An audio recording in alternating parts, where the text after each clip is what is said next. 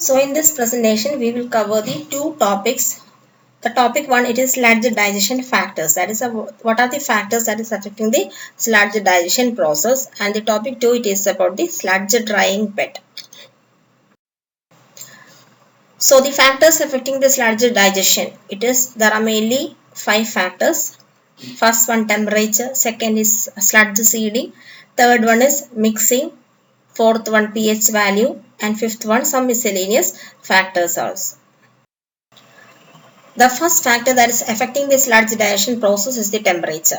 So depending upon the temperature, the sludge digestion process can increase or decrease. So that rate of digestion, it is more at higher temperature and vice versa. That is when the temperature is low, the rate of digestion is also low. So mainly within that sludge digestion tank, there are two temperature zones can exist. The first one, it is zone of thermophilic digestion, and other one, it is zone of mesophilic digestion. And in the zone of thermophilic digestion, the digestion is brought by the thermophilic organisms, thermophilic bacteria, and they can survive within a temperature of 40 degree to 60 degrees Celsius. And the optimum temperature, it is 54 degrees Celsius for the thermophilic digestion to takes place. That is the optimum temperature. And the digestion period normally takes about 10 to 15 days only. That is, the zone of thermophilic digestion takes place. It takes to a period of 15 days. And the thermophilic range temperatures, they are not generally employed for digesting the sewage sludge due to some difficulties. So normally the mesophilic digestion process takes place within the sludge digestion tank. So in the zone of mesophilic digestion, it is brought by the mesophilic organisms, and the temperature ranges from 25 degrees Celsius to 40 degrees Celsius. And the optimum mesophilic temperature, it is 27 degrees Celsius. And the digestion period, it is more, that is up to 30 days the digestion period extends. And the best results will be obtaining for the temperature at 29 degrees Celsius. That is about 90% of digestion takes place if you are taking 30 days of digestion period. And it is difficult to control the temperature. In practice, to control the temperature will be very difficult. So always for the sludge digestion, a temperature of 27 to 28 or 29 degrees Celsius is most good for the digestions to takes place. The second factor that is affecting the sludge digestion process, it is the sludge seeding. So sludge seeding means nothing but we are adding a part of the well digested sludge into this fresh sludge, that is sludge seeding. So usually 2.5% to 3.5% by weight of the fresh sludge. We will be adding that already dry digested sludge will be adding. So always we are maintaining an alkaline condition inside the sludge digestion tank, that is to maintain the pH value of about 7.1. So the lime normally is used for the purpose, that is to attain the desired pH, we can add the lime. And this proper seeding of the sludge, it develops the favorable conditions for the microorganisms. Microorganisms will grow. So in order to develop that condition for the microorganisms to grow, we can do this seeding. So proper seeding has to be done to enhance the growth of the microorganism, and it helps in the sludge digestion, and sludge digestion will be taking place within a short period of time. That is why we are adding this well digested sludge is added to the raw sludge. So sludge seeding is an important factor for the sludge digestion process.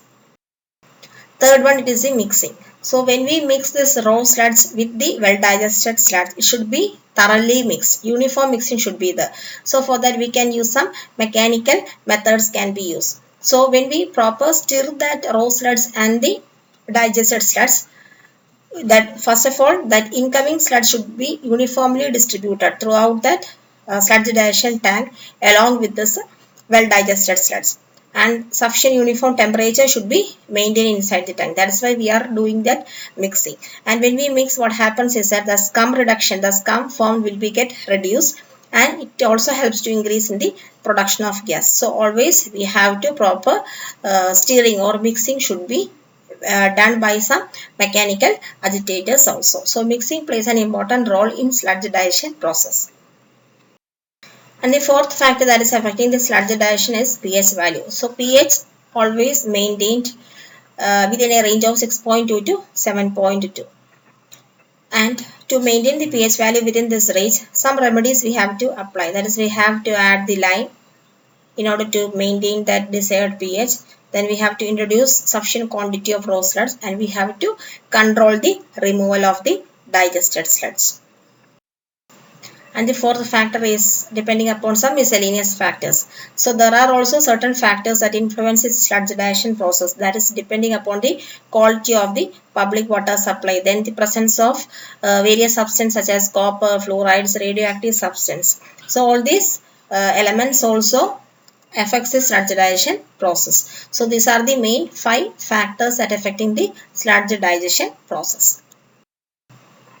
Then the second topic, that is the sludge drying bed. That is, sludge drying bed means after the sludge digestion, the digested sludge will be passed on to the sludge drying bed. That is for the drying. And after this drying, we can use that dry sludge can be used as a fertilizer, or we can dispose it onto the land also. So sludge drying bed, they are open beds of land. And normally that sludge drying bed depth varies from 45 to 60 centimeter deep, and it consists of, that bed consists of 30 to 45 centimeter thick graded layers of gravel of crushed stone we are using, and that varies in size, that is from 15 centimeter at the bottom to 1.25 centimeter at the top, and over that we can lay this 10 to 15 centimeter thick coarse sand we can provide on the top. So this is the sludge drying bed. And the open jointed under drain pipes, that is at the rate of 5 to 7 meters center to center spacing, they are laid below the gravel layer of the sludge drying bed, that is providing a longitudinal slope of about 1 in 100. And the beds are normally 15 meter by 30 meter in plan, and they are surrounded by walls which rise about around 1 meter above the sand surface. And the sewage sludge, after the digestion taking place inside the sludge digestion tank, the digested sludge from the sludge digestion tank will be spread onto the top of this sludge drying bed to a depth of 20 to 30 centimeter, that is using the distribution troughs, which is having the openings of about 15 centimeter by 20 centimeter, which is placed at a distance of about 2 meter. And a portion of the moisture, that is the digested sludge, contains the solid part and also the liquid part. The liquid part, that is the moisture, drains through the bed, and a part of the moisture will be evaporated to the atmosphere also.